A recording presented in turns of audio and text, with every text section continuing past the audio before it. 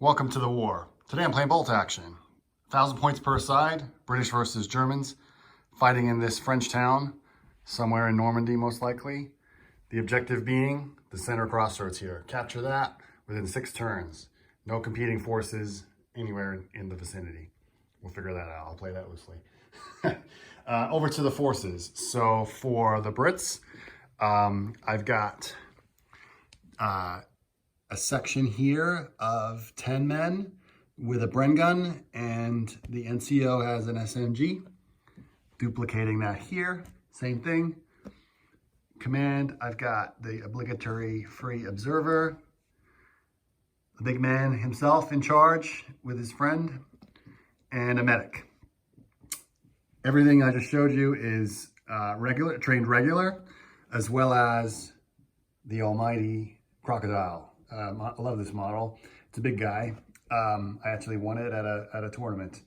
It's cool. And backing that up, I have some Commandos, a small unit, just of 5, with 3 SMGs and 1 HMG. Over to the Germans. The Brits have 9 dice, by the way. The Germans have a unit of 10, a unit of 10, and a unit of 10 veteran infantry, all with anti-tank grenades. Each group has 2 SMGs, and they also have 1 LMG, making use of the Hitler's buzzsaw rule they get. We also have a 222 armored car and a Panzer IV-J.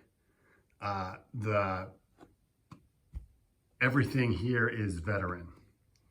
So we're gonna see whilst the Germans have more infantry and are certainly more well-trained, the British have that giant tank that is almost half their points. So I'll roll to see who deploys where and what side. We'll just play standard coming in from opposing edges and see what happens in the first turn. Here we go. Turn 1, and we're seeing some fairly unsubtle tactics from both sides. Everybody ran, basically. This German grenadier unit using the cover of the hedgerows to advance down the road. This unit following up behind with the 2nd lieutenant in front. This unit using the cover of the buildings to try to get a little closer, all being supported by the Panzer IV, with really the armored car being the only sneaky unit, basically using, again, the alleyway, if you will, between the buildings to seek some cover and jump out and surprise some Brits. If I didn't mention this, I'm playing on only 6 feet of the table. Those dice mark the edge. Over here, very little action on the British left flank. This section running with support of their 2nd lieutenant, the observer, who came on first, and then before I realized there's a little more of an armored advance that we could do with the Crocodile here. Same thing goes with the Commando heavy machine gun, but I'm sure they'll disperse and spread out soon. This section running, oh, these guys should be over here. Oops. There we go. And the Piet using, again, the cover of the trees, and the Commandos advancing through the graveyard with the medic backing them up for close support. So if you will, the Brits are advancing on a little bit more of a wider front. The Germans have a more centered approach. And there we can see how the queens of the battlefield are lining up to square off against each other. That's the end of turn 1. Okay, at the end of turn 2, and the hottest action was with the Crocodile. Setting a light to this building that was containing one of the veteran grenadier platoon or squads, inflicting 4 points of damage, making them flee, and taking 3 pin markers as well. Outside of that, the other Grenadier squad moved up. The Panzer IV took a series of shots down the road at the heavy machine gun that moved up, inflicting 1 wound and 1 pin. The armored car moved up.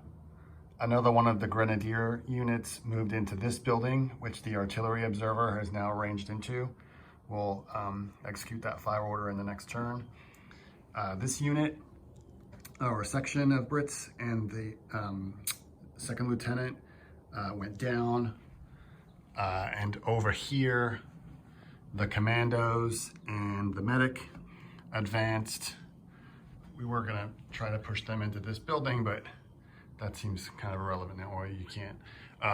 Never actually played a game where a building's been set on fire. It's pretty cool. So I'm excited about that. See how that resolves in the next turn. So the Germans definitely got the upper hand, moving things a lot first. But again, that half the points for the whole of the British Army that I've taken here has really had an effect. We'll see what happens next. An event-filled turn 3. The German armored car fired at this infantry section, causing 1 casualty. They in turn assaulted and were not able to inflict any lasting damage on the armored car. Over here, the command team advanced.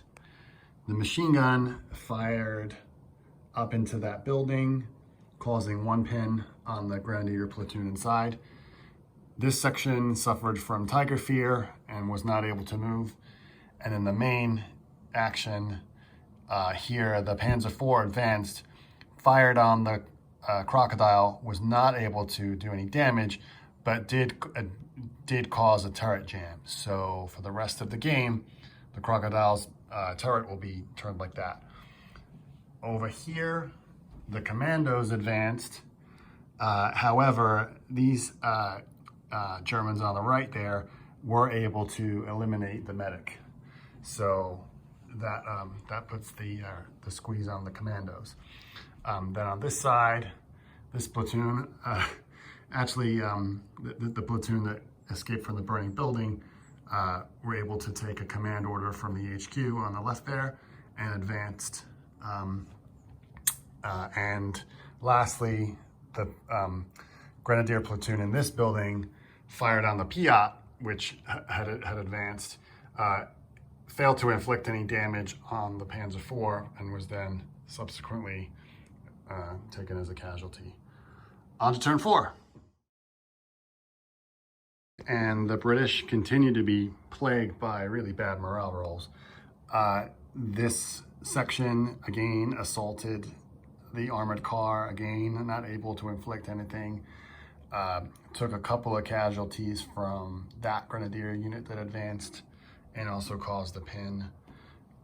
The HMG here, again, caused a pin on the unit in that building. The Panzer IV was fairly effective. Or fairly ineffective, I should say.